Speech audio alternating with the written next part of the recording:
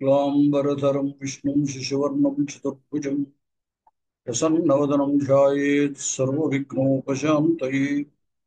अगजाननपद्मार्कं गजाननमहर्निशम् अनेकदं तं भक्तानां एकदन्तम् उपास्महे।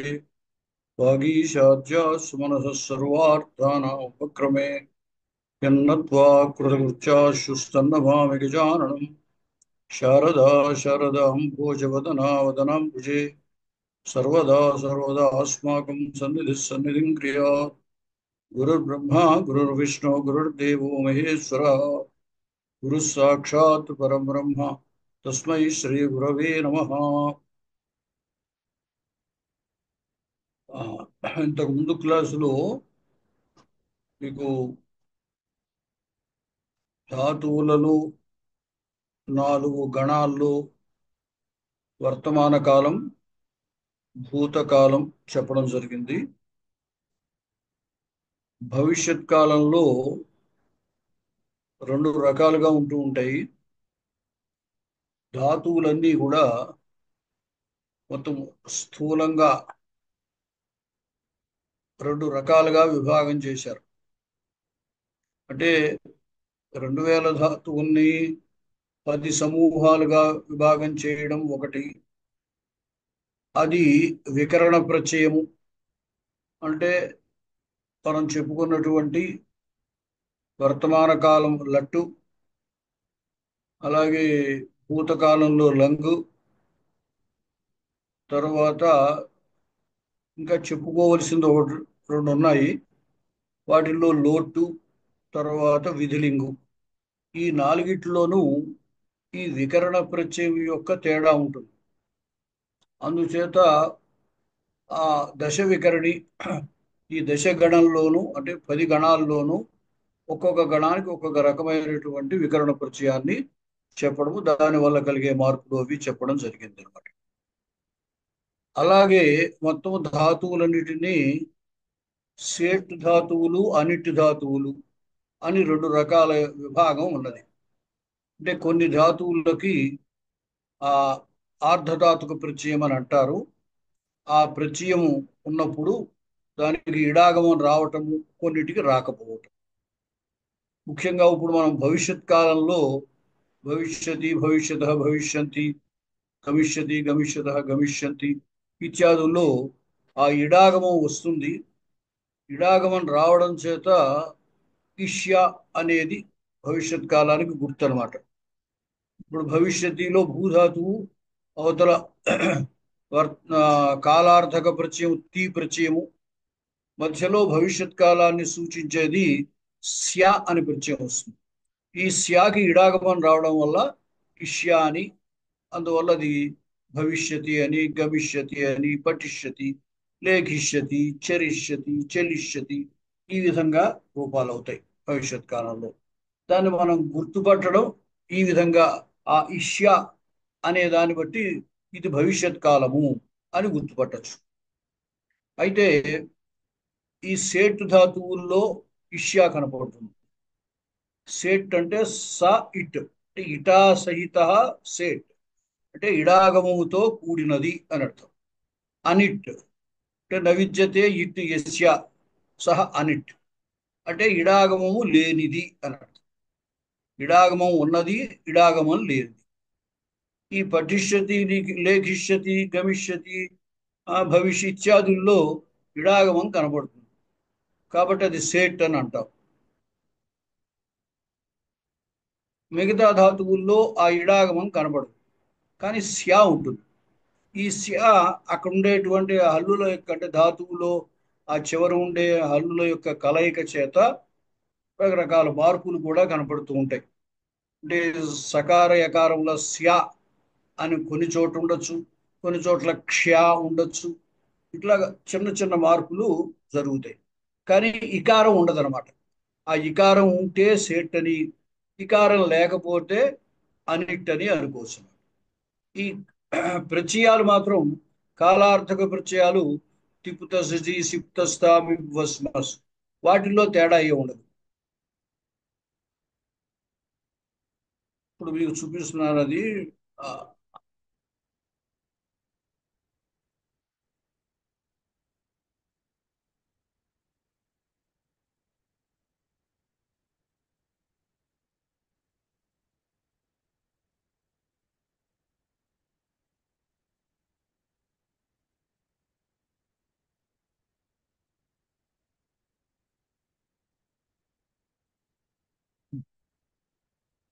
చూడండి, భవిష్యత్ కాల ప్రత్యయా, దీన్ని లృట్ అని అంటాం. వర్తమాన కాలంలో లట్ అని, అనద్యతన భూతకాలంలో లంగ్ అని, అదే పరోక్ష భూతకాలం అయితే లిట్ అని వ్యవహరిస్తాం. ఇది భవిష్యత్ కాలం. దీన్ని సామాన్య భవిష్యత్ కాలము అంటారు. ఎందువల్లంటే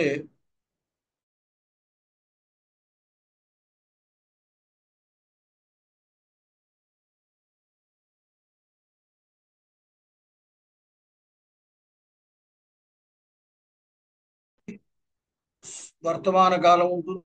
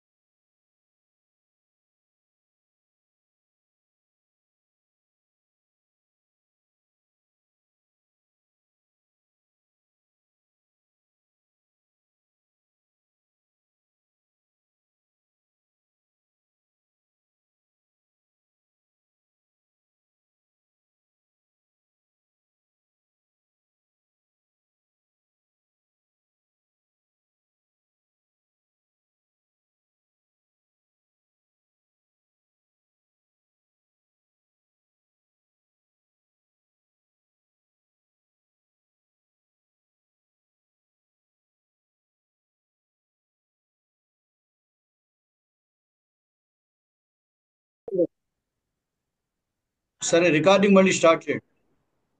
చేశా. ఆ, ఇది నేను గమనించలేదు. పక్కన ఒకప్పుడు నాకు ఈ మన ఫోటో కనపడుతూ ఒకప్పుడు కనపడట్లేదు, నా దాంట్లో ఏం చేతో తెలియట్లేదు. ఇప్పుడు కనపడుతోంది. సరే. ఇప్పుడు ఇంతకు ముందు మనం అనిట్య ధాతువు సేటు ధాతువు అని చెప్పుకున్నాం. వాదుల్లో అనిట్య ధాతువుకి ఉదాహరణగా పాధాతువు చెప్పాం. పాశ్యతి, పాశ్యత, పాశ్యంతి అని. అదే సేటు ధాతువు అయితే పఠిష్యతి, పఠిష్యత, పఠిష్యంతి అని అవుతుంది. అలాగే దివాదుల్లో నర్తిష్యతి, ఇది సేటు ధాతువు అనమాట. మధ్యలో ఇష్య కనపడుతుంది.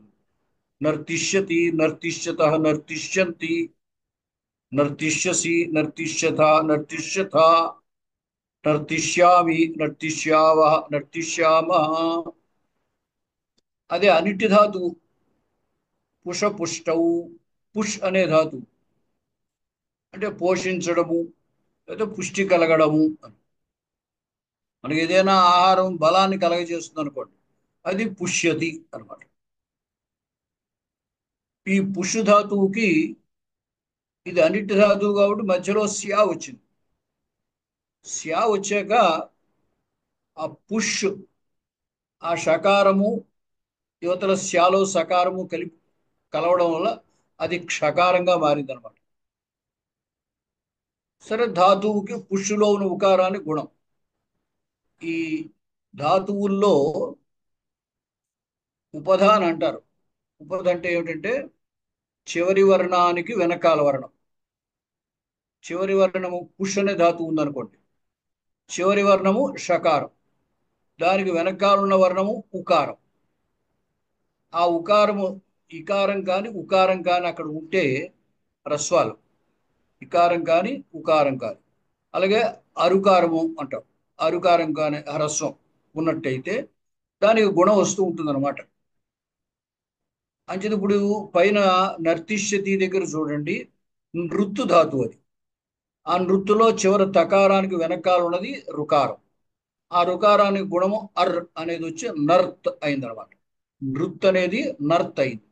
అవతల ఇష్యా అనేది భవిష్యత్ కాలం, తి అనేది పురుషార్థ కాల పురుషార్థక ప్రత్యయం. అంచేత నర్తిష్యతి అని అవుతుంది. అదే అనిటి ధాతువు దగ్గర అయితే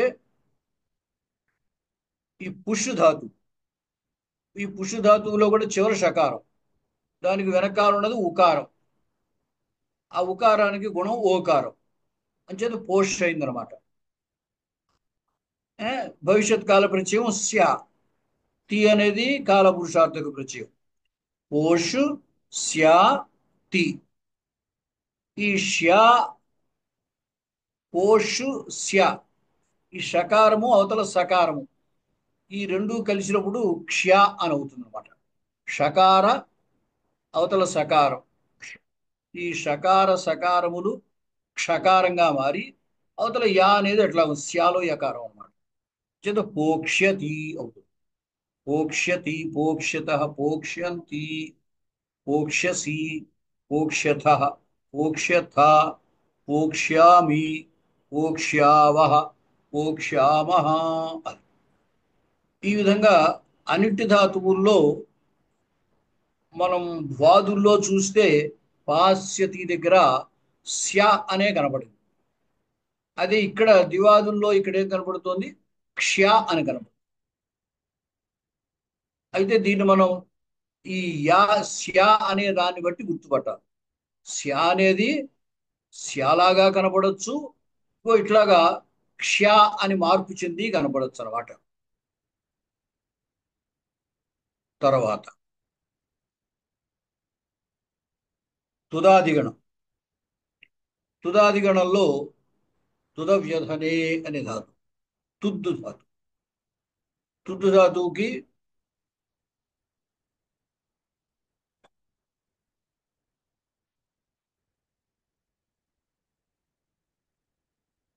ఇది అన్నిటి ధాతు. అంటే తోత్స్యతి, పైన చెప్పాను జాగ్రత్తగా గుర్తుపెట్టుకోండి.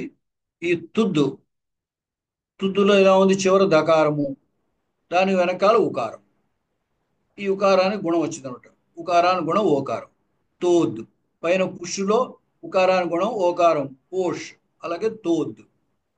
స్య అనేది భవిష్యత్ కాల ప్రత్యయం, తి అనేది కాల పురుషార్థక ప్రత్యయం. తోత్స్యతి, తోత్స్యత, తోత్స్యంతి, తోత్స్యసి, తోత్స్యథ, తోత్స్యథ, తోత్స్యామి, తోత్స్యావః, తోత్స్యామః.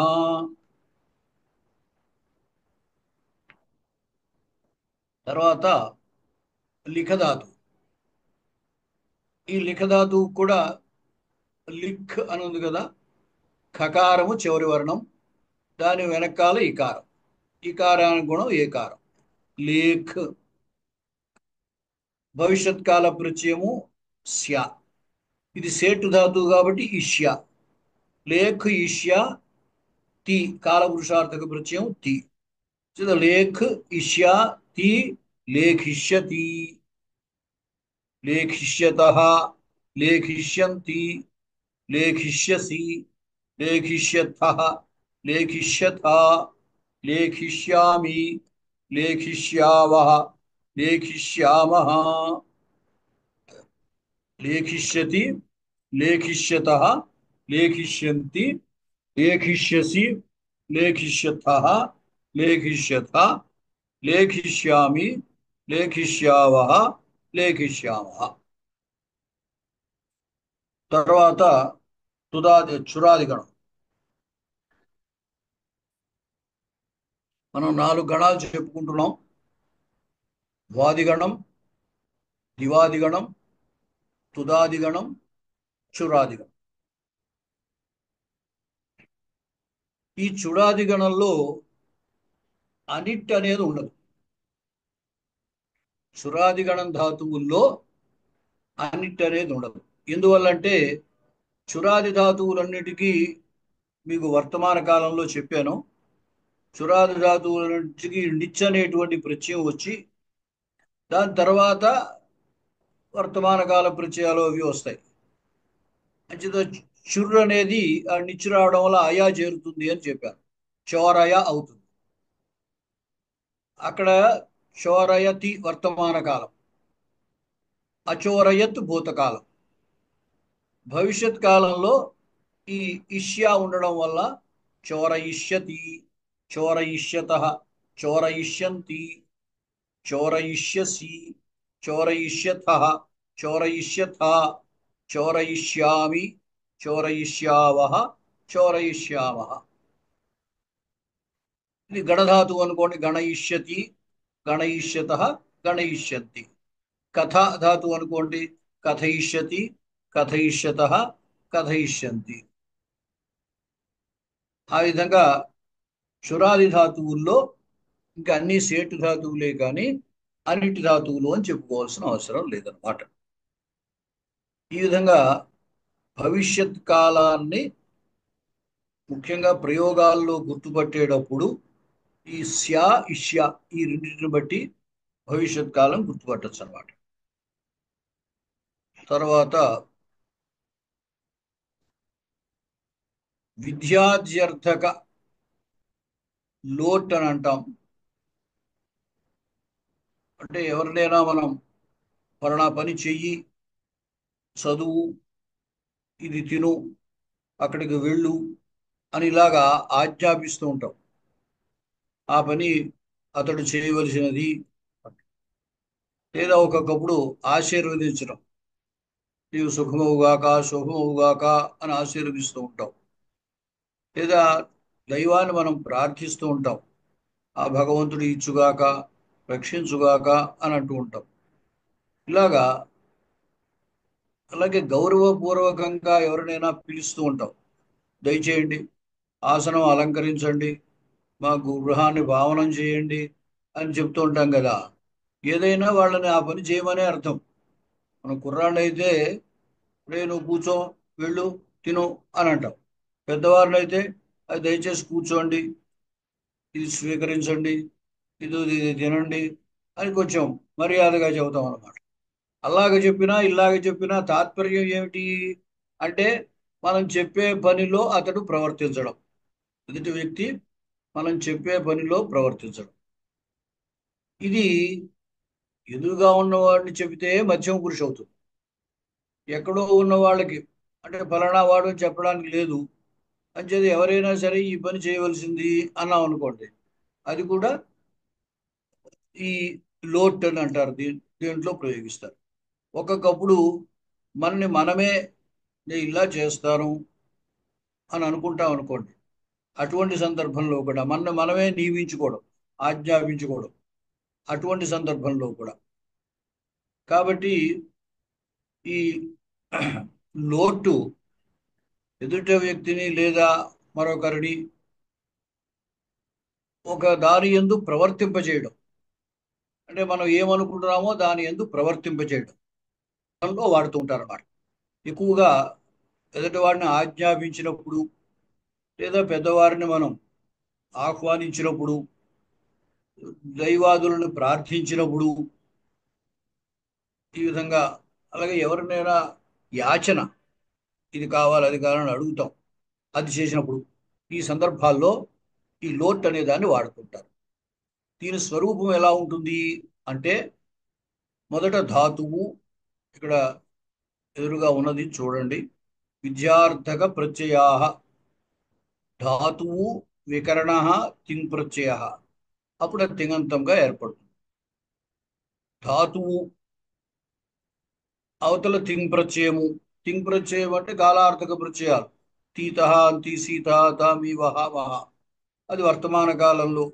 పాణిని మహర్షి అన్నిటికీ ముందు ఆ ప్రత్యయాలే చెప్పారు. ఏ కాలమైనా సరే, ఏ విధమైనా సరే అవే ప్రత్యయాలు చెప్పారు.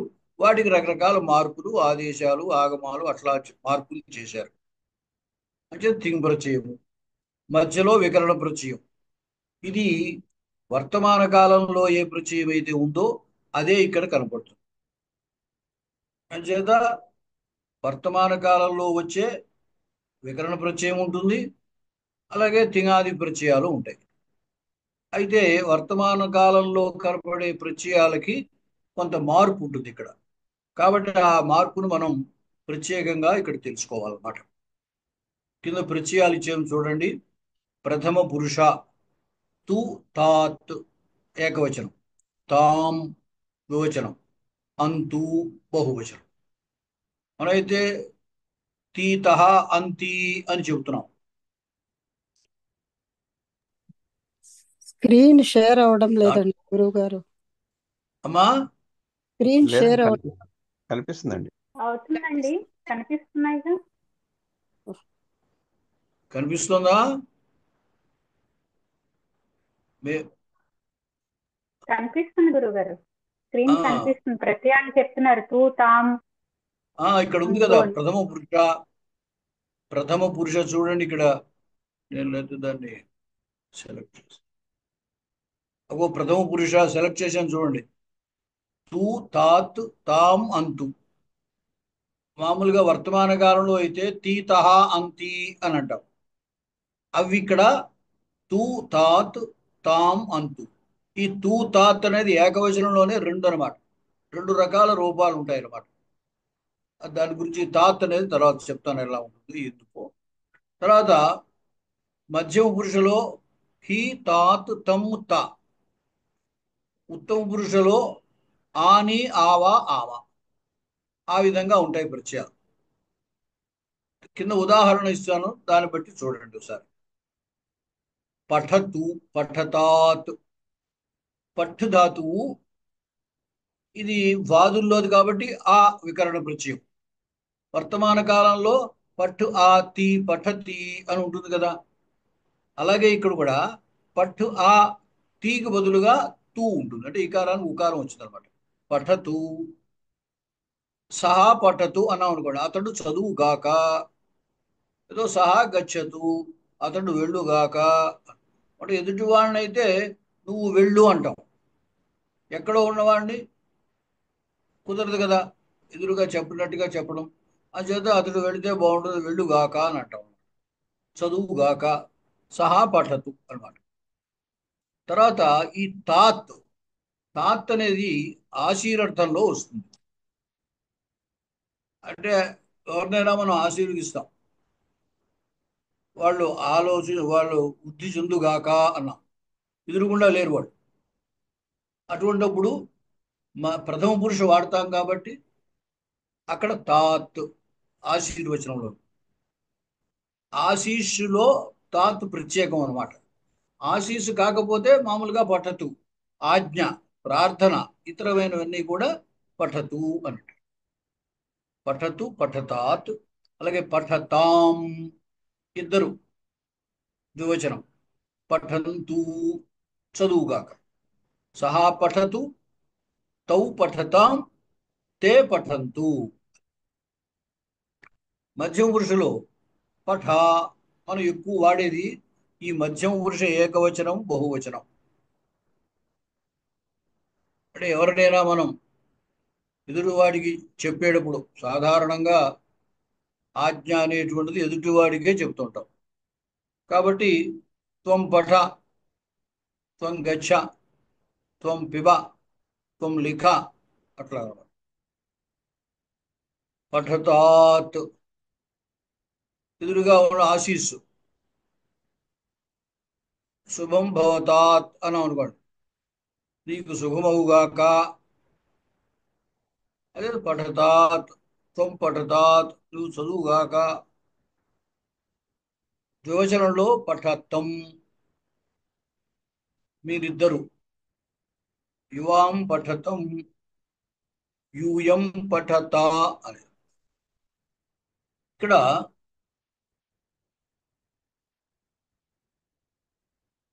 ఈ రెండవ రూపము ఒక్క ఏకవచనంలోనే ఉంది. ద్వివచన బహువచనాల్లో తేడా ఏమి లేదు.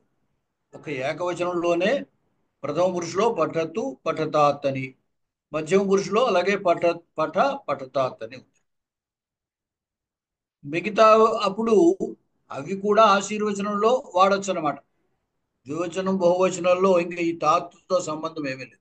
ఒక ఏకవచనంలోనే ప్రత్యేకించి ఆశీర్వచనం అయినప్పుడు ఈ తాత్ ఉపయోగించమని చెప్పారు.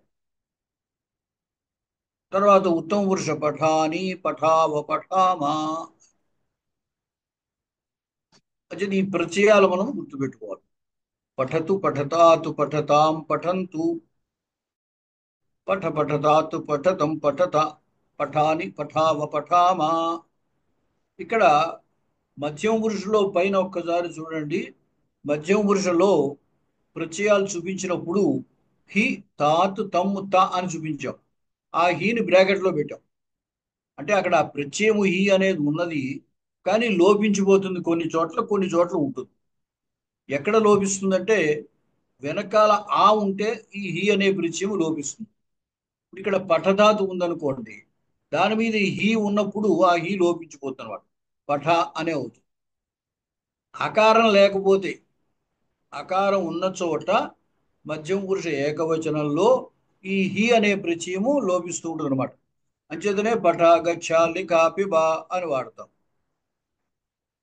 అకారం కాకుండా ఉకారం ఉంటుంది. శృధాతు ఉంది. శృణోతి, వినుచున్నాడు.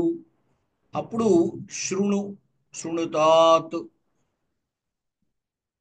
ఆ, అక్కడ శృధాతువు. బ్రూహి, ఆ బృధాతు ఉంది. చెప్పు అంటాం. చెప్పు దగ్గర బ్రువు ఊకారం ఉంది, కాబట్టి దాని మీద హి అనే ప్రత్యయం అలాగే ఉంది, లోపించలేదు. బ్రూహి అని. ధినుహి. ఇట్లాగా అకారం కాకపోతే హి అనేది మిగులుతూ ఉంటుంది. అకారం ఉన్నప్పుడు హి లోపిస్తూ ఉంటుంది.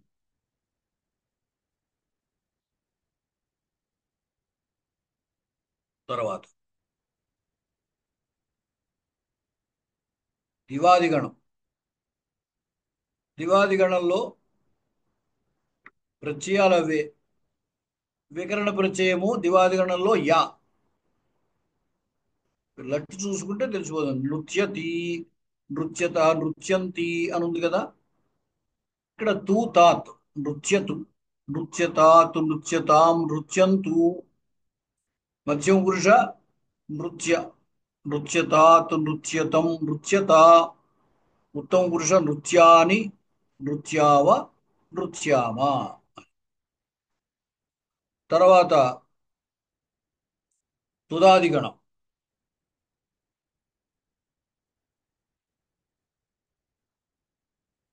తుదాదిగణంలో వర్తమాన కాలం ఒక్కసారి చూడండి.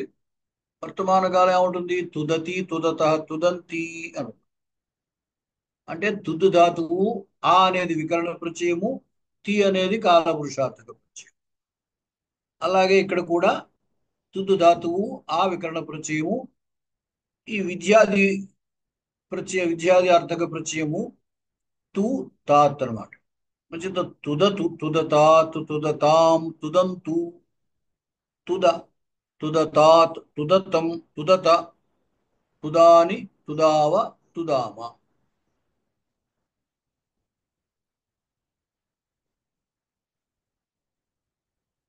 అలాగే చురాదు. చురాదుల్లో వర్తమాన కాలం చోరయతి. దానికి ఈ విద్యార్థకం చోరయతు, చోరయతాత్, చోరయతాం, చోరయంతు, చోరయ, చోరయతాత్, చోరయతం, చోరయత, చోరయాని, చోరయావ, చోరయామ. ఈసారి కొన్ని అంటే ఈ లోట్ పఠతు అని ఉంది కదా.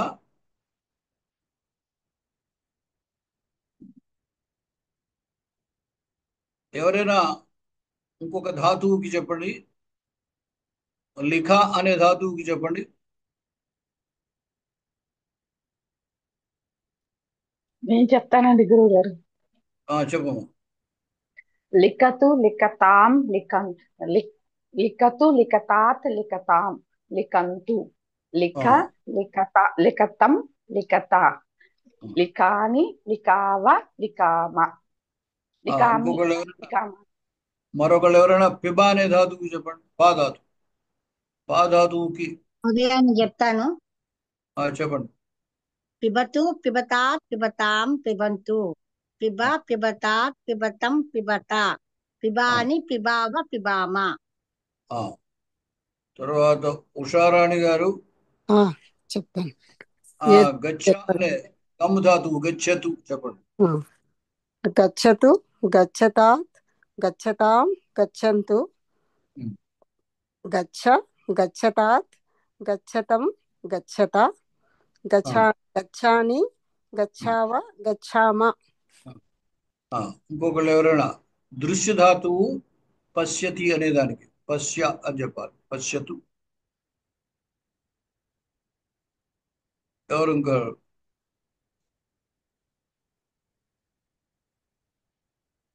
నేనే చెప్పేదండి. చెప్పండి.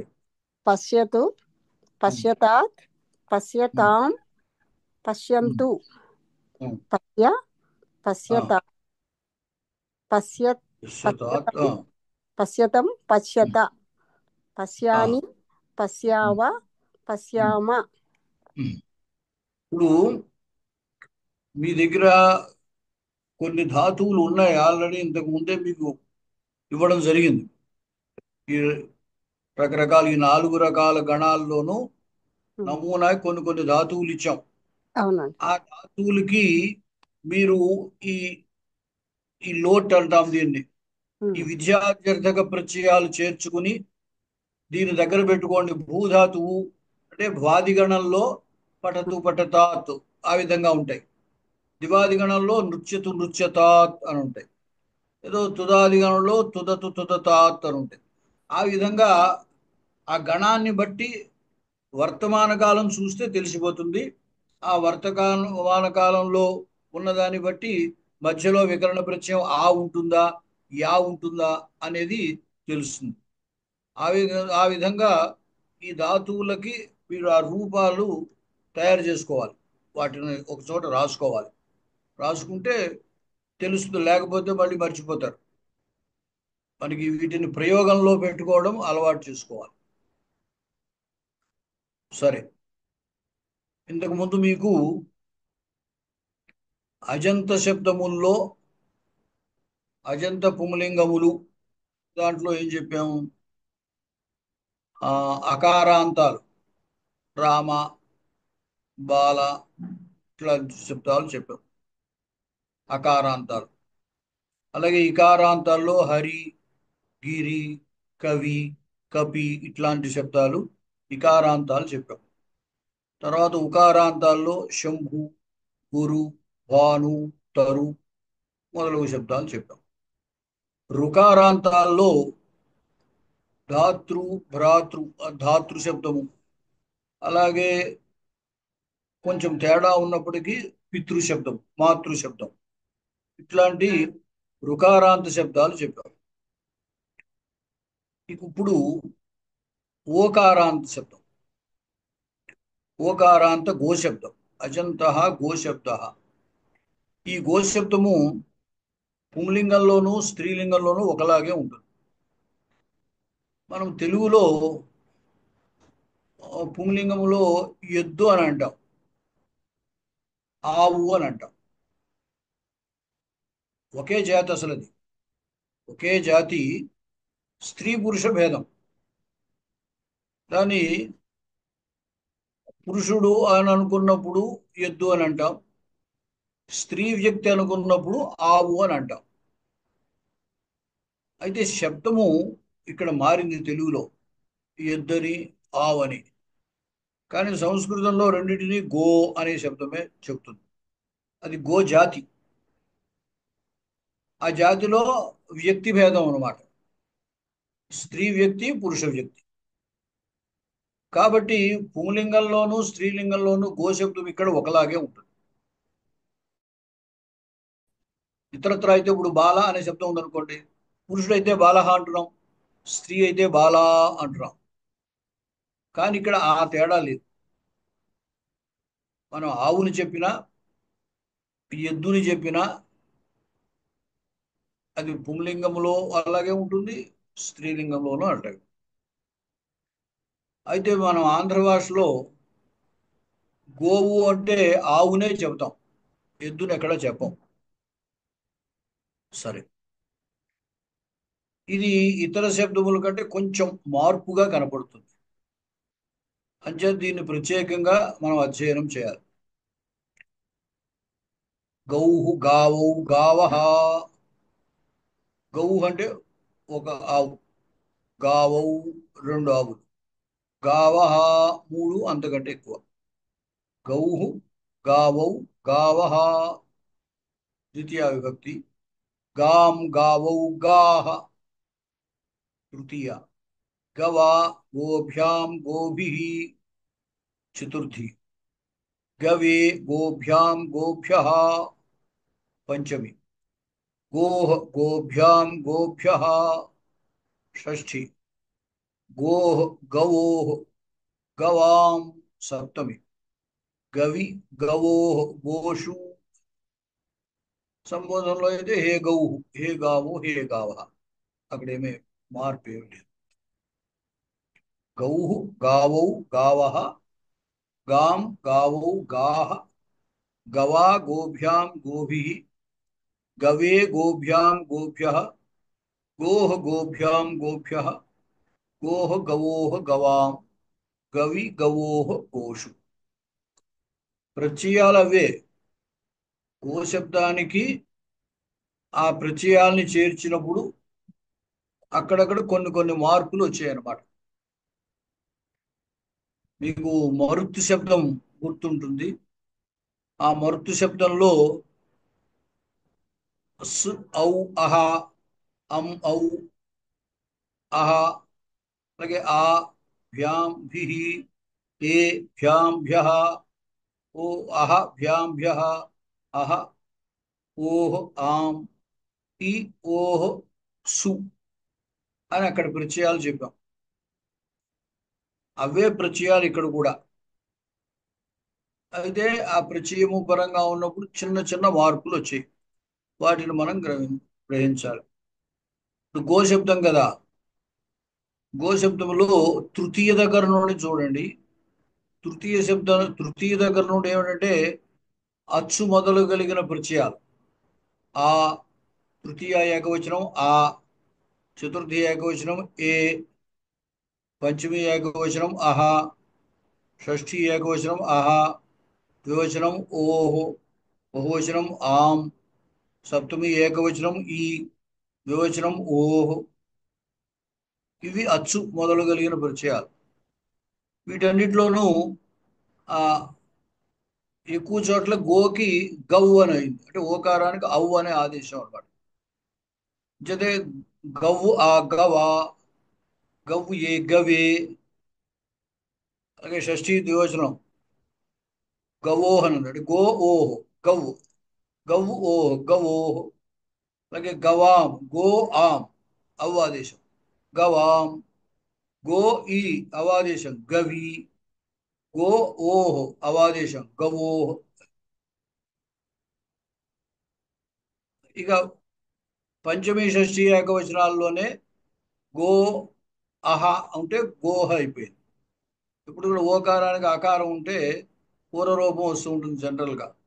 అందుచేత గో అహ గోహ అయిపోయింది. షష్ఠి ఏకవచనం పంచమి ఏకవచనం కూడా గోహని. సరే, అంటే కొంచెం మనం ఆ విభక్తి ప్రత్యయం మీద దృష్టి పెట్టినట్టయితే ఎటువంటి మార్పు వచ్చింది అనే దాన్ని మనం గ్రహించవచ్చు. ఒకసారి ఎవరైనా ఈ శబ్దం చదవండి. మహోదయాన్ని చదవనా? చదవండి. అజంతః గోశబ్దः పుల్లింగం స్త్రీలింగం చ సమానः. ప్రథమా విభక్తి గౌః గావౌ గావః. ద్వితీయ విభక్తి గాం గావౌ గాః. తృతీయ గవా గోభ్యాం గోభిః. చతుర్థి విభక్తి గవే గోభ్యాం గోభ్యః. పంచమి విభక్తి గౌః గోః గోభ్యాం గోభ్యః. షష్ఠి విభక్తి గోః గవోః గావాం గవాం. సప్తమి విభక్తి గవి గవోః గోషు. గోషు. ఉషా గారు రాణి చెప్పండి. చదువుతానండి. అజంతః గోశబ్దः పుంలింగ స్త్రీలింగ సమానः. ప్రథమ విభక్తి గోః, ద్వితీయ గోః గౌ గవౌ గావః. ద్వితీయ విభక్తి మళ్ళీ ఒక్కసారి ఆగండి. ఒకసారి ప్రథమ విభక్తి మళ్ళీ చదవండి. ప్రథమ విభక్తి గోః గావౌ గావః. గౌ, అదే అన్నా ప్రథమ విభక్తి గౌ, గోహ కాదు గౌ. గౌ గావౌ గావః. ద్వితీయ విభక్తి గాం గావౌ గాః. ఆ, तृतीया गवा गोभ्यां गोभिः ఆ, चतुर्थी विभक्ति गवे गोभ्यां गोभ्यः पंचमी ఉమ్, विभक्ति गोः गोभ्यां गोभ्यः ఉమ్, षष्ठी विभक्ति गोः गवोः गवां ఉమ్, ఉమ్. सप्तमी विभक्ति गवी गवेः गोषु గవి గవో गवी गवे गवोः कదండి ఆ, అంతే. गवी गवोः गोषु ఆ, సమీచీనం. ఇంకా ఎవరైనా చదువుతారా?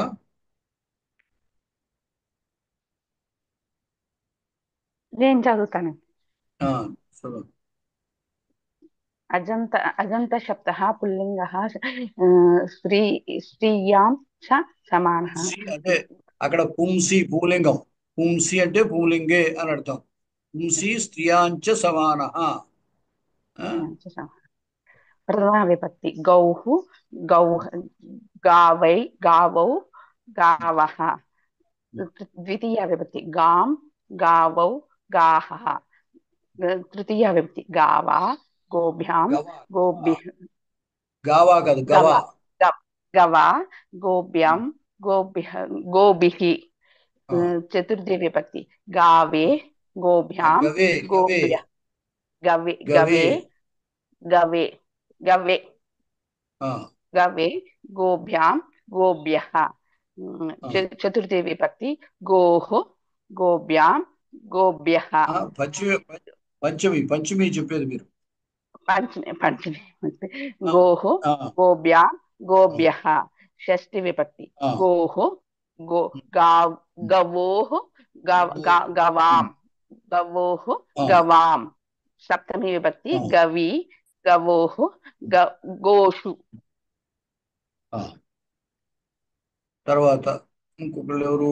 సుబ్బలక్ష్మి గారు. నమస్కారం గురుగారు. చెప్పండి. అజంతః గోశబ్దः పుంసి స్త్రియాం చ సమానः.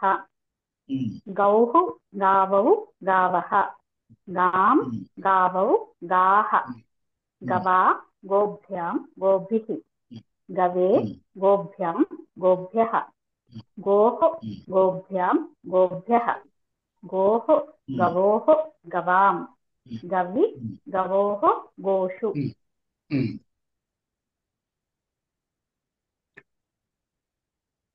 ఏ? ఇంకా ఎవరైనా చదువుతారా?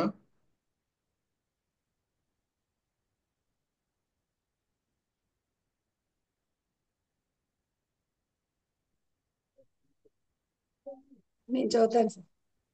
చదవమ్మా. అజంతః గోశబ్దः గోశబ్దः పుంలింగ స్త్రీలింగ స్త్రీ పుంసి స్త్రియాం చ సమానः.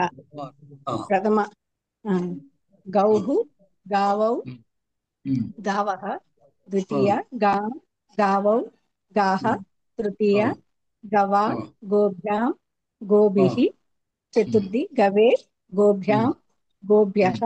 పంచమి ఉమ్, గోః గోభ్యాం ఉమ్, గోభ్యः. ఉమ్, షష్ఠి గోః గవోః గవాం. ఉమ్, సప్తమి గవి గవోః గోషు.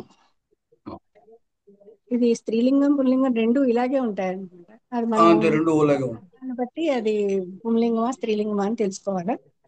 ఆ, ఏషః అంతే అంటే అంటే మనం ఆ, ఆ, పుల్లింగంలో అదే. వాడినట్టు ఏష ఏష అంటే గౌ స్త్రీలింగంలో. ఏష గౌ ఆ, అంతే. అదా. ఆ, ధన్యవాదాలు. తర్వాత మనం ధరించేటువంటి వస్త్రాలకు సంబంధించి కొన్ని సంస్కృత నామాలు, ఇంతకుముందు కొన్ని బంధువాచక శబ్దాలు మీకు చెప్పాం. అలాగే ఆ ఇలాగ మనం నిత్యం వాడుకునేటువంటి శబ్దాలు తెలుగులో ఏమంటున్నామో దానికి సంస్కృతం ఏమనాలి అనేది తెలుసుకోవాలి. అలా తెలుసుకుంటూ ఉంటే మీరు సంస్కృత వ్యవహారం చేయడానికి అవకాశంగా ఉంటుంది. ధౌతం, తెల్లని పంచిని. అసలు ధౌత శబ్దానికి తెలుపు, ధౌత వస్త్రం అని కూడా అంటారు. ఇదే వ్యవహారంలో ధోవతి ధోవతి అని అంటూ ఉంటారు. తెల్లటి పంచిని ధోవతి అంటూ ఉంటారు. ఆ, ధౌతం ఉత్తరీయం, పైన కండువా వేసుకుంటారు, దాన్ని ఉత్తరీయం అంటారు. ఊరుకం అంటే లాగు, యుతకం అంటే చొక్కా, చోళహ కుర్తా, నిచోళహ పైజమా, వేష్టహ లుంగి, కరవస్త్రం చేరుమాలు, చేతి రుమాలు, కంచుక పురుషుల చొక్కా అన్నమాట, చోలిక స్త్రీల చొక్కా జాకెట్ చీర, దశ అంటే అంచు, ఆంగికం అంటే బనియన్, చోలిక బ్లౌజ్, పూర్ణబాహం పొడుగు చేతుల చొక్కా, కుడ్మం మొత్తం, కుడ్మలహ కాజా, టోపిక టోపీ, శయనచ్ఛద పరుపు మీద వేసే కవరు, ఆస్తరణం నేలపై పరుచుకునేటువంటి దుప్పటి కానీ అటువంటి ఏదైనా నేలపై వేస్తుంటారు కదా కూర్చోడానికి, దాన్ని ఆస్తరణం అంటారు. వస్త్రం వస్త్రం, యవనికా తెర, స్యూత సంచి, హస్తస్యూత హ్యాండ్ బ్యాగ్, చేతి సంచి అనమాట, ప్రావారక కోటు, కోశ జేబు, గేహ గోహ అన్న జేబు, వర్షత్రం రెయిన్ కోట్ లేదా గొడుగు, ఛత్రం ఆతపత్రం గొడుగు, అంతరీయం లోపల ధరించే వస్త్రం, రోంఛ తువాల్, స్వేదిత్రం స్వెటర్, కంబల రగ్గు లేదా దుప్పటి. जरा वॉल्यूम कम करो ना. ఆ ఏటమ్మా? కంబల రగ్గు దుప్పటి, ఉత్తరచ్ఛద బెడ్షీట్, ఉపధానం తలగడ, శిరస్త్రాణం హెల్మెట్, శిరోవేష్టనం తలపాగా, కటిబంధ బెల్ట్. ఇవి ఇప్పుడు సంస్కృత భారతి వారు దశదిన సంభాషణ శిబిరం అని నిర్వహిస్తూ ఉంటారు. అంచేత వ్యవహారంలో మనం ఉపయోగించేటువంటివన్నీ సంస్కృతంలో ఎలా ఉపయోగించాలి అనేది వాళ్ళు కొన్ని తయారు చేశారు. అప్పుడే చాలా కాలం నుంచి ఈ సంస్కృత శిబిరాల్లో ఇవి చెబుతూ ఉంటారు. అందుచేత అంటే అవే మనం కూడా తీసుకున్నట్టయితే రేపు పొద్దున సంస్కృత వ్యవహారంలో సంస్కృత భారతి ద్వారా తెలుసుకున్న, మరొకరి ద్వారా చదువుకున్న ఇద్దరి వ్యవహారంలో తేడా రాకుండా ఉంటుంది అనమాట.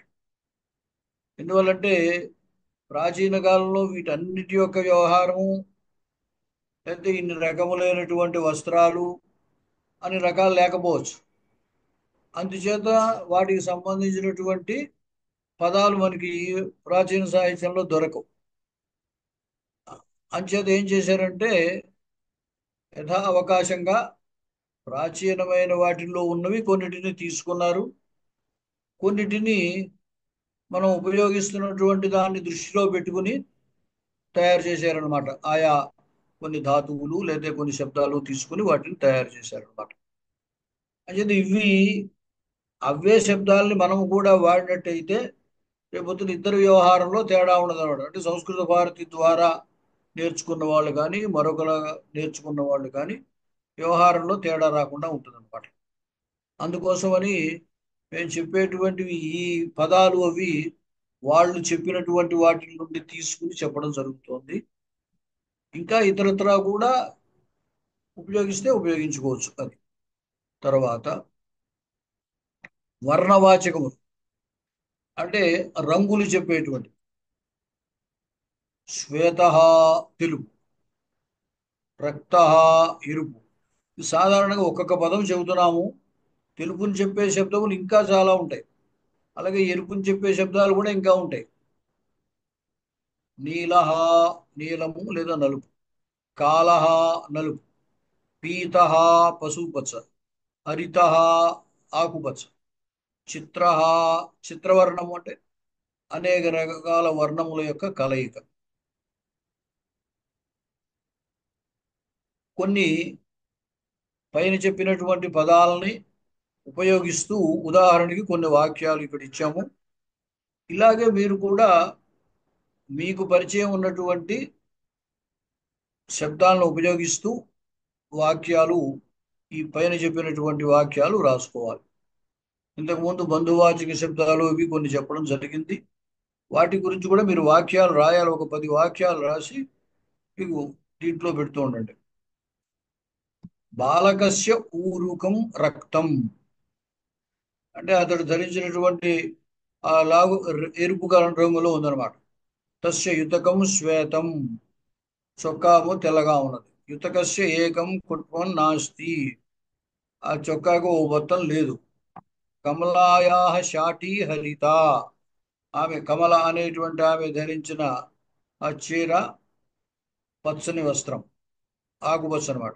తస్యాహ దశ పీత, దానికి అంచు ఎర్ర రంగులో ఉంది, అదే పసుపు రంగులో ఉన్నది.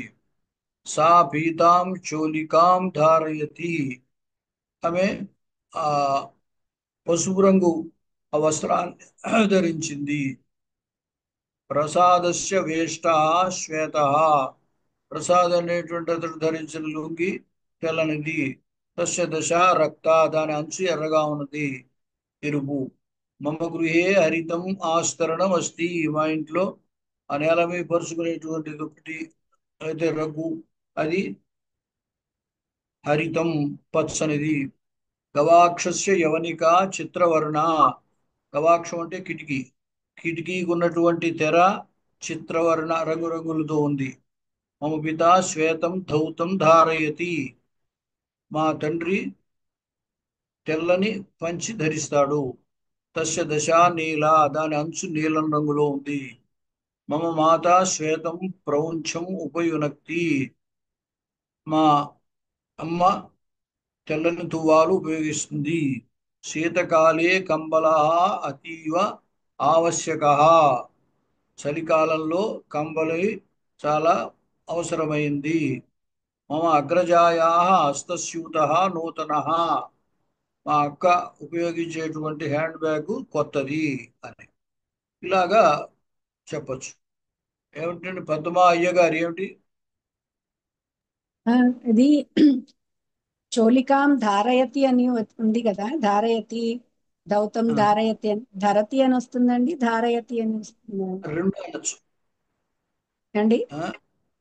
రెండు ధారయతి అనొచ్చు.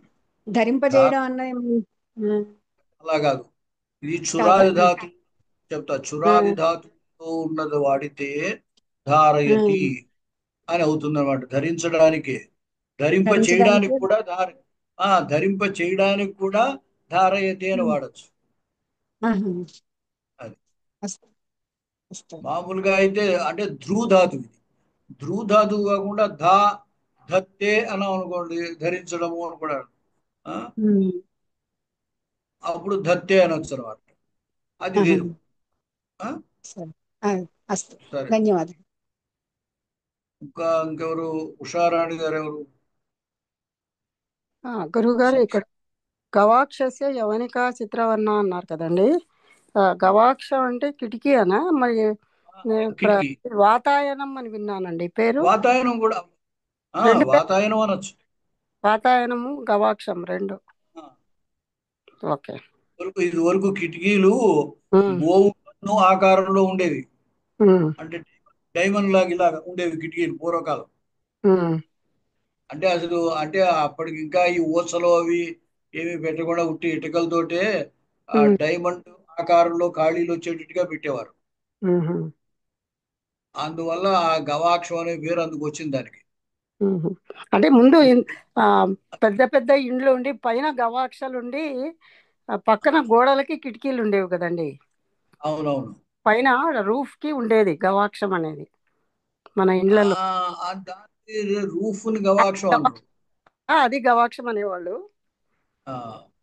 అదే వాస్తవానికి అది గవాక్షం కాదు, కిటికీనే గవాక్షం. కిటికీనే గవాక్షం. అయితే కిటికీని వాతాయనం కూడా అంటారు. అయితే వాతాయనం కూడా అనొచ్చు, ఎందుకంటే గాలి వచ్చేది అని కదా, వాత అయనం కదా, వాతాయనం. అంటే గాలికి అవకాశం ఇచ్చేది, గాలి వచ్చేది అని తాత్పర్యం. అందువల్ల దాని ద్వారా గాలి వెళుతుంది కదా, అయినం అంటే గమనం అని కదా, అవునండి. అందువల్ల వాతాయనం అనే పేరు వచ్చింది. అస్తు. సరే, తర్వాత మీకు ఈ కొన్ని ఎక్సర్సైజెస్ లాంటివి ఇస్తాను. ఈ వారం ఇచ్చే ఎక్సర్సైజు తర్వాత వారం లోపులో మీరు జాగ్రత్తగా, అంటే ఇంతవరకు మీరు చదువుకున్నటువంటివి, నేర్చుకున్నటువంటి వాటిని ఉపయోగించి ఆ ఎక్సర్సైజ్ చేయడం అలవాటు చేసుకోండి. చేసినట్టయితే అది మీకు బాగా ఉపయోగిస్తుంది.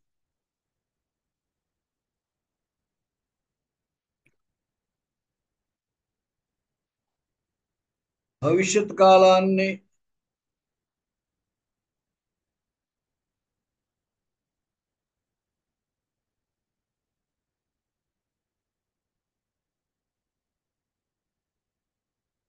ఒకసారి ఆగిపోయింది, మళ్ళీ ఎక్కడికి వెళ్ళిపోయింది.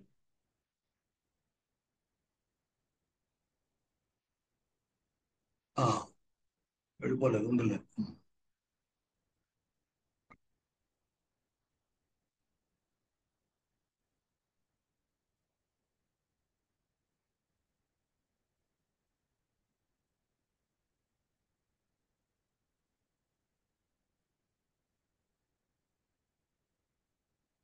భవిష్యత్ కాలానికి సంబంధించి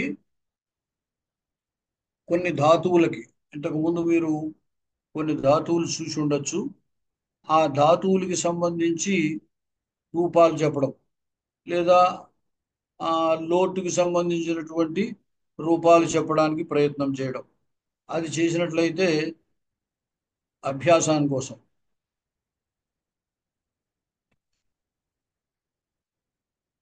ఒక నిమిషం.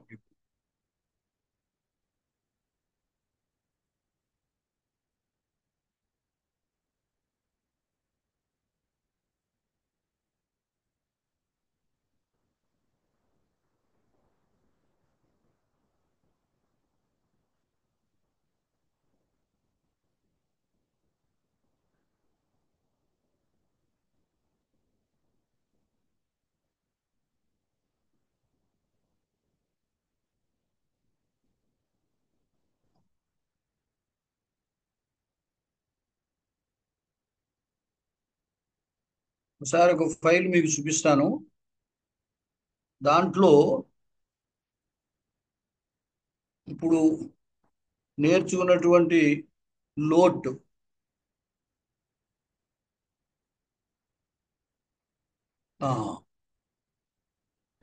మీకు వర్తమాన కాలం లేదా ఆ లోటులో మొదటి రూపం ఎలా ఉంటుందో నేను చెప్తాను. ఇప్పుడు ఈ ప్రత్యయాలు గుర్తున్నాయా మీకు? లేవా? ఇప్పుడు భూధాతు ఉందనుకోండి. గుర్తున్నాయి గురువు. భూధాతువుకి భవతు, భవతాతు, భవతాం, భవంతు, భవతాతు, భవతం, భవత, భవాని, భవావ, భవామ, దాన్ని బట్టి మిగతావి మనం చెప్పడం అనమాట. దీంట్లో పరస్మయ పదాలు చెప్తే సరిపోతుంది. ప్రస్తుతానికి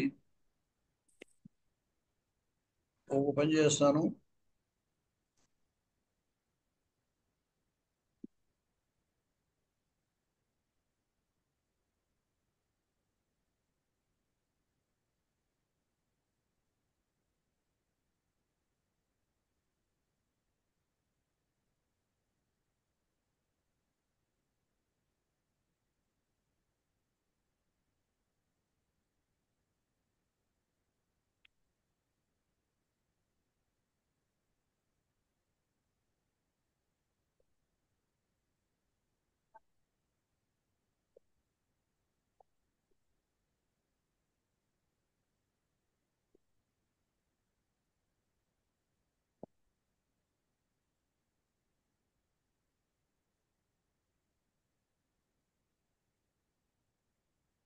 ఒకసారి మీరు ఇక్కడ చూడండి. భూధాతు ఉందనుకోండి. భూధాతువుకి భవతు, భవతాత్, భవతాం, భవంతు, భవతాత్, భవతం, భవత, భవాని, భవావ, భవామ.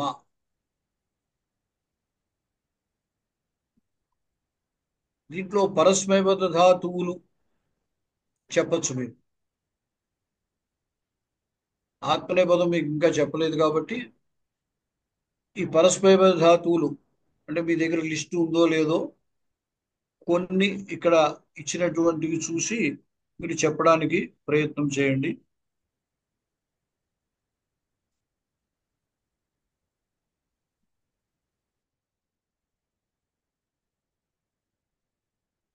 ఎవరైనా ఇప్పుడు ఇక్కడ అత అనే ధాతు ఉంది. అత సాతత్య గమనే అని అంటే ఎప్పుడు వెళ్ళటము అని అర్థం. దాన్ని నిరంతరం వెళ్ళేది అని తాత్పర్యం. దానికి అతతు మొదటిది చెప్తాను నేను, దాన్ని బట్టి మిగతా మీరు చెప్పండి. ఏ అతతు చెప్పడమా? అతతు అతత అతతాత్ అతతాత్ అతతాం అతంతు అత అత అతతాత్ అతతం అతత అతతాని అతతావ అతతామ. అంతే, అలాగనమాట. తర్వాత ఇంకొకళ్ళు ఎవరైనా గద. కానీ గురుగారు క్షమిద్దామండి, అక్కడ మీరు అక్కడ హీ అని రాశారు, అదేమిటి? చెప్పాను కదా హీ అని. ఆ హీ అనేది లోపిస్తుంది. అకారం వెనకాల అకారం ఉన్న చోట ఆ హీ లోపిస్తుంది అని చెప్పాను నేను. అకారం లేకుండా కొన్ని చోట్ల అకారం ఉండదు వెనకాల. బ్రూహి ఉందనుకోండి, బ్రూహిలో ఆ హీ వెనకాల ఊకారం ఉంది, అంచేత ఆ హీ లోపించలేదు. అట్లాగనమాట. గద వ్యక్తాయాం వాచి, దానికి చెప్పండి సుబ్బలక్ష్మి గారు. నేను పద్మాయి గారి గురుగారు ఒక చిన్న డౌట్ కూడా ఉందండి. ఇక్కడ ఉత్తమ పురుష ఏకవచనం అతాని అతావా అతామ అలా వస్తాయండి. అత్త తాని అని వినిపించింది ఇందాక చెప్పిన వారిది. అతధాతువు కదా ఆని అతాని అనే ధాతువు అత్తే కదా. అత్తు మధ్యలో ఆ ఆని అతాని అంతే. అలాగే. ఇప్పుడు గద చెప్తాను. గద వ్యక్తాయం వాచి గదతు గదతాత్ గదతాం గదంతు గద గదతాత్ గదతం గదత గదాని గదావ గదామ. గద వ్యక్తాయాం వాచి అంటే మాట్లాడు. గదతి మాట్లాడుచున్నాడు అని అర్థం. గదతు మాట్లాడుగాక అన్నమాట. జగాద ఎప్పుడైనా వినుంటారు. జగాద జగాద అంటే పలికెను, మాట్లాడెను అన్నాడు. సరే. నత అవ్యక్తే శబ్దే అంటే ధ్వనించడం. చెప్తానండి. ఇంకోళ్ళు ఎవరైనా చెప్పండి. ఎవరున్నారు? చెప్పండి.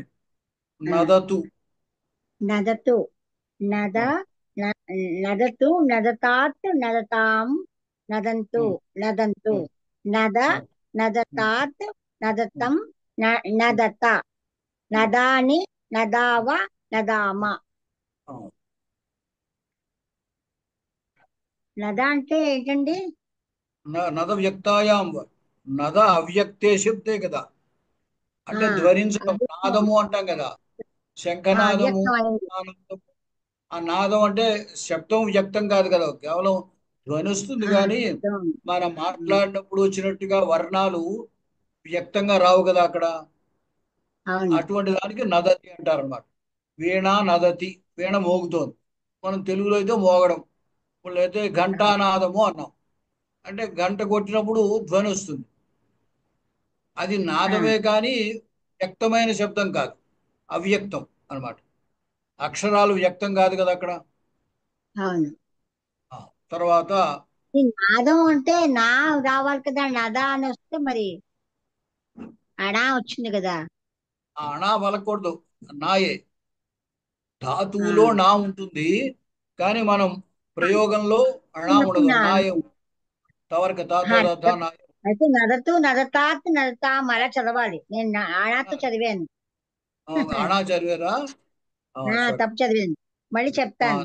నదతు నదతాత్ నదతాం నదంతు నద నదతాత్ నదతం నదత నదాని నదావ నదామ. అదే అంటే మీరు అణా పలికినట్టుగా తెలియలేదు. సరే, తర్వాత ధాతు చెప్పి నద అనాలి. అర్థమైంది. తర్వాత అర్థమైంది. వాంఛతి ఉందనుకోండి. వాంచి, ఇక్కడ వాచి ఇచ్ఛాయాం అనే ధాతువు ఉంది. ఆ ధాతువు తీసుకోండి. వాంఛతి కోరిక, ఇచ్ఛాయాం కోరుకొనుచున్నాడు. వాంఛతి అంటే కోరుకొనుచున్నాడు అని అర్థం. కోరుకుంటున్నాడు కూడా చెప్పచ్చు. వాంఛతు వాంఛతాత్ వాంఛతాం వాంఛంతు వాంఛంతు బహువచనం వంచ వంచ వంచతాత్ వంచ కాదు వాంఛ. వాంఛ వాంఛతాత్ వాంఛతం వాంఛత వాంఛాని వాంఛావ వాంఛామ. అలాగా ధాతువుల నుండి అంటే పరస్మయ పదం అయితే ఈ విధంగాను. ఆత్మనేయ పదం ఇంకా మీకు చెప్పలేదు. చెప్పిన తర్వాత వాటిని చూడొచ్చు. ఇక్కడ స్థాధాతు ఉన్నది. స్థా గతిని వృత్తవు, అది వర్తమాన కాలంలో తిష్టతి అవుతుంది. దానికి తిష్టతు ఇంకొకరు ఎవరైనా చెప్పండి. తిష్టతు తిష్టతాత్ తిష్టతాం తిష్టంతు తిష్ట తిష్టతాత్ తిష్టతం తిష్టత తిష్టాని తిష్టావ తిష్టామ. అంతే. ఇప్పుడు దృశ్యులు ప్రేక్షణ ఇందాక చెప్పారు. పశ్యతి దానికి చెప్పండి. పశ్యతు పశ్యతాత్ పశ్యతాం పశ్యంతు పశ్య పశ్యతాత్ పశ్యతం పశ్యత పశ్యాని పశ్యావ పశ్యామ. అలాగే దహ భస్మీకరణే దహించడం. ఆ దహించడం దానికి దహతి అని అవుతుంది. దానికి చెప్పండి. నేనే చెప్పనండి. చెప్పండి. దహతు దహతాత్ దహంతు దహతాం దహంతు దహ దహతాత్ దహతం దహత దహాని దహావ దహామ. తర్వాత ఉషారాణి గారు ఎవరు? ఇప్పుడు చెప్పినవాడు ఉషారాణి అంటే మహోదయ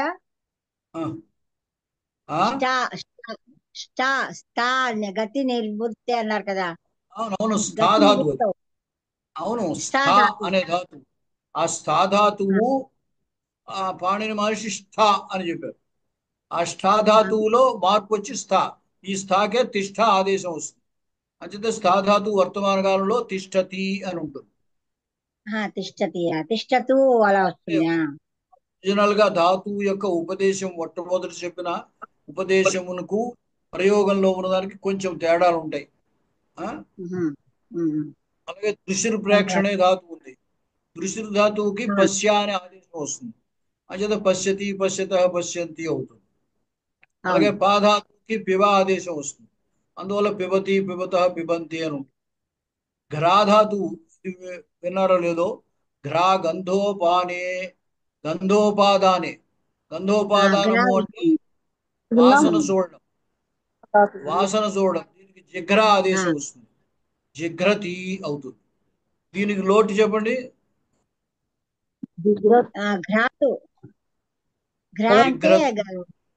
జిఘ్రతు అని చెప్పాలి. జిఘ్రతు ఎలా చెప్పాలి చెప్పరు. జిఘ్రతు జిఘ్రతు జిఘ్రతాత్ జిఘ్రతాం జిఘ్రంతు జిఘ్రతాత్ జిఘ్రతం జిఘ్రత జిఘ్రాని జిఘ్రావ జిఘ్రామ. అది అంటే గమ్రు ధాతువు ఇందాక చెప్పుకున్నాం. గచ్చతి అనే దానికి గచ్చత్తు. ఉషారాణి గారు చెప్పండి.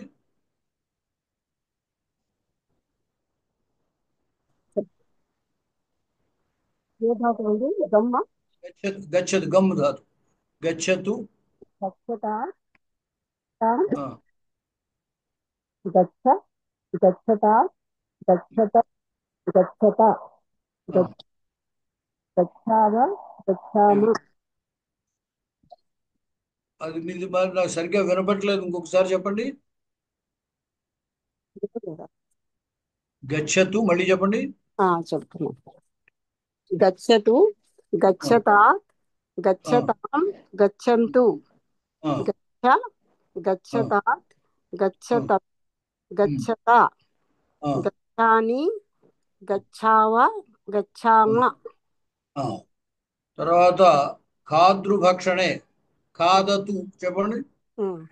ఖాదతు ఖాదతాత్ ఖాదతాం ఖాదంతు.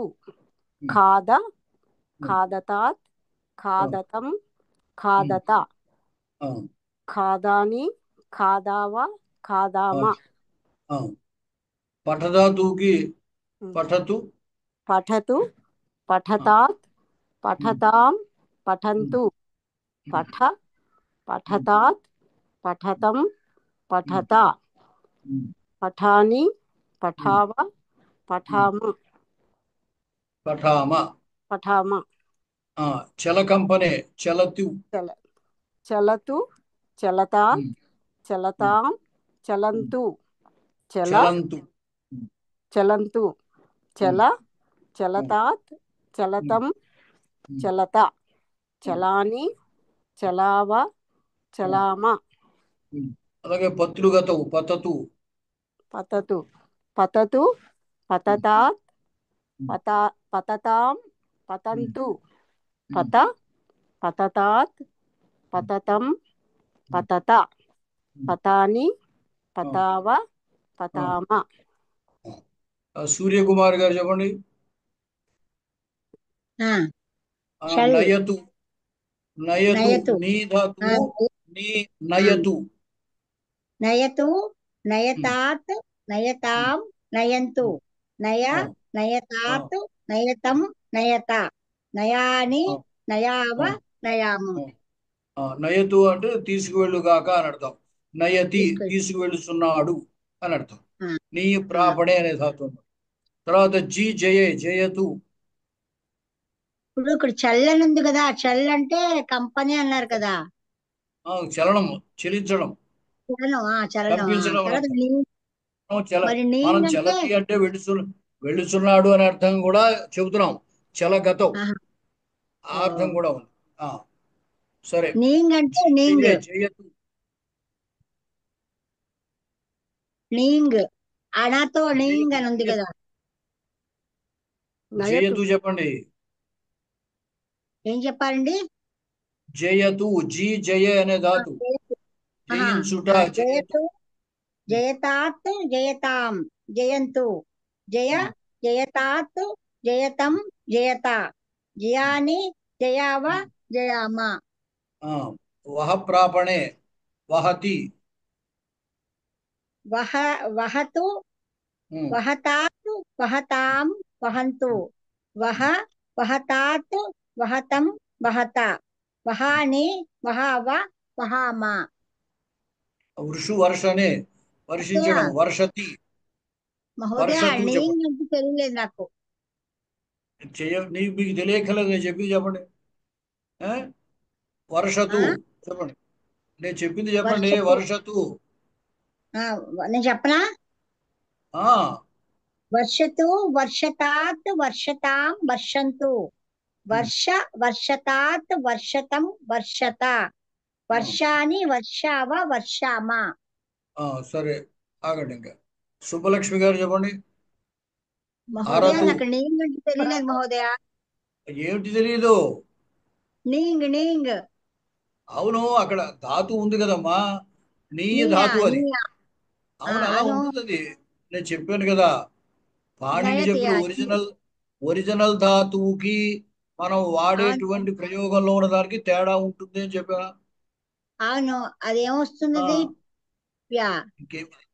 అది ఏమొస్తుందో మీకు తెలియదు ఇప్పుడు నేను చెప్పిన.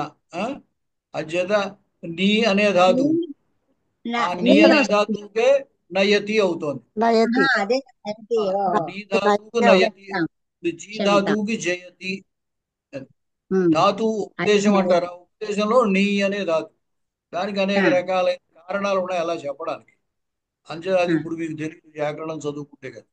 సరే, తర్వాత త్యజ. పృహరణి. ఎవరైనా చెబుతున్నారు? సుబ్బలక్ష్మి గారు చెబుతారా?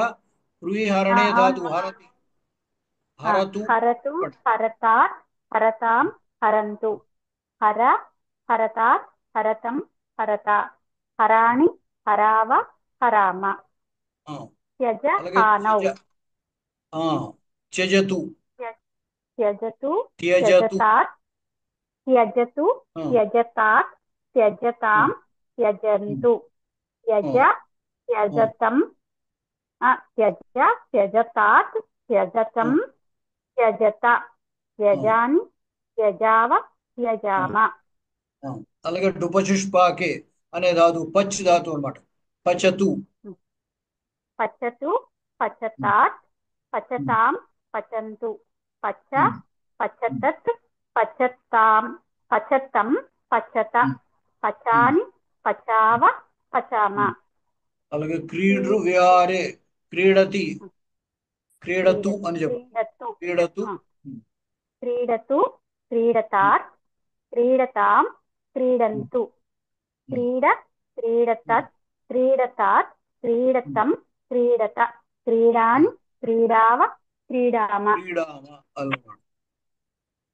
తర్వాత రెండు చోట్లను క్రీడ తాతనే వస్తుందండి, తత్తు రాదు. మధ్యమ పురుష ప్రథమ పురుష కూడా తాత్తులో మార్పు లేదు. 2 సార్లు తత్తు అని చెప్పారు, అది 2 తాతనే వస్తుంది. ఓకే అండి. తర్వాత మొదటిసారి రెండోసారి తత్ అన్నారు. ఇప్పుడు 2, 3 కూడా తత్తు చెప్పారు. 2 చోట్ల కూడా తాతే ప్రత్యయం వస్తున్నా. గచ్చతు గచ్చతాత్, పఠతు పఠతాత్. మధ్యమ పురుషులో కూడా పఠతాత్, అక్కడ మార్పు లేదు.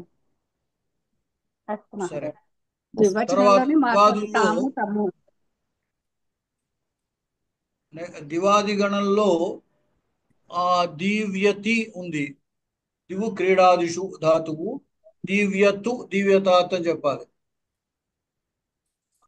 ఉషారాణి గారు చెప్పండి. చెప్తానండి. దివ్యతు, దివ్యతు, దివ్యతాత్, దివ్యతాం, దివ్యంతు. దివ్య అనాలండి. నెక్స్ట్ అంతే దివ్య, దివ్యతాత్, దివ్యతం, దివ్యత, దివ్యాని, దివ్యావ, దివ్యామ. అలాగే నృత్యతు, నృత్యతు, నృత్యతాత్, నృత్యతాం, నృత్యంతు, నృత్య, నృత్యతాత్, నృత్యతం, నృత్యత, నృత్యాని, నృత్యావ, నృత్యామ. త్రసి ఉద్వేగే అంటే భయపడ్డము, అయితే కంగారు పడ్డము, దానికి అర్థం. త్రస్యతు, త్రస్యతు, త్రస్యతు, త్రస్యతాత్, త్రస్యతాం, త్రస్యంతు, త్రస్య, త్రస్యతాత్, త్రస్యతం, త్రస్యత, త్రస్యాని, త్రస్యావ, త్రస్యామ. మృష తితిక్షాయ ఓర్చుకోవడం, తితిక్ష అంటే ఓర్పు, ఓర్చుకోవడం. మృష్యతు కదండి. మృష్యతు, మృష్యతు, మృష్యతాత్, మృష్యతాం, మృష్యంతు, మృష్య, మృష్యతాత్, మృష్యతం, మృష్యత, మృష్యాని, మృష్యావ, మృష్యామ. అలాగే పుషధాతు, పుష్యతు, పుషతు, పుషతాత్, పుషతాం, పుషంతు, పుష్. యా పలుకుతున్నారా? పుష్యతు, పుష్యంతు, అయితే పుష్యతు, పుష్యతాత్, పుష్యతాం, పుష్యంతు, పుష్య, పుష్యతాత్, పుష్యతం, పుష్యత, పుష్యాని, పుష్యావ, పుష్యామ. తర్వాత వెంకటలక్ష్మి గారు చెప్పండి. వెంకటలక్ష్మి గారు సుష్యతు, సృష్యతు సృష్యతాత్ సృష్యతాం సృష్యంతు సృష్యతాత్ సృష్యతం సృష్యత సృష్యాని సృష్యావ సృష్యామ. తర్వాత శ్లిష సృష్యతు సృష్యతు సృష్యత తాత్ సృష్యతాం సృష్యంతు శిష్యతాత్ శిష్యతం శిష్యత శిష్యాని శిష్యావ శిష్యామ. తర్వాత దుష్యతు దుష్యతు దృశ్యతు అరుకారం కాదు ఉకారం. దుష్షు దృశ్యతు ధ్రువు కాదు దుష్ దు దకార ఉకారముల దు దుష్యతు దుష్యతు దుష్యతాం దుష్యతాం దుష్యంతు దుష్యతం దుష్యతాత్ దుష్యతం దుష్యత దుష్యాని దుష్యావ దుష్యామ. సరే, ఇలాగా మీరు ప్రయత్నం చేయండి. మీకు ఇంతకు ముందు చాలా ధాతువులు పరిచయం చేశాం. అంచేత ఆ ధాతువులన్నిటికీ భవిష్యత్ కాలము తర్వాత ఈ లోటు విద్యాది లోటు అవి ఎట్లా తయారవుతాయనేది మీరు ఒక చోటు వేరే పుస్తకం మీద ఇవన్నీ రాసుకోవాలి. మీరు లేకపోతే ఇప్పుడు వినేసి మళ్ళీ మర్చిపోతారు. రాసుకుంటే స్థిరంగా ఉంటాయి, డౌట్ వచ్చినప్పుడు చూసుకోవచ్చు. ఇక్కడితోటి ఇవాళకి ముగిద్దాము. మళ్ళీ వారం కలుద్దాము. మీకు ఈ మెటీరియల్తో పాటుగా ఒక ఎక్సర్సైజ్ పెడతాను, అది చేసి మళ్ళీ మీరు గ్రూప్లో పెట్టండి.